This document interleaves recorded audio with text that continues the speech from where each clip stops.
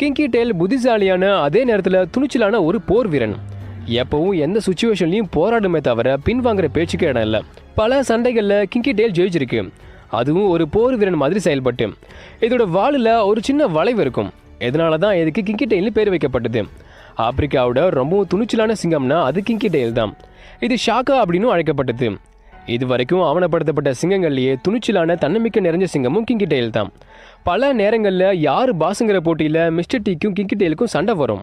இதில் அதிகமாக கிங்கி டெயில் தான் ஜெயிக்கும். மற்ற சிங்கங்கள் கூட சண்டை போடுறதுலையும் வேட்டையாடுறதுலையும் ஆதிக்கம் பண்ண ஒரு சிங்கம். டெரிட்டரியை மூர்க்கமாக பாதுகாக்கும். சண்டையில் தனக்கு எந்த அளவுக்கு காயம்பட்டாலோ இல்லை சூழ்நிலை மோசமாக போனாலோ அதை பற்றிலாம் அலட்டிக்காத கிங்கி டெயில் எப்பவுமே சண்டையில் மேலே வந்துடும். இதனால தான் அதுக்கு ஷாக்காங்கிற இன்னொரு பேர் வைக்கப்பட்டது. கிங்கி டெயிலோட துணிச்சலை பாராட்டுற விதமாக ஹார்ட் ஆஃப் யர் lion, god of war, braveheart, the emperor அப்படின்னு சில பட்டங்களும் கொடுக்கப்பட்டது.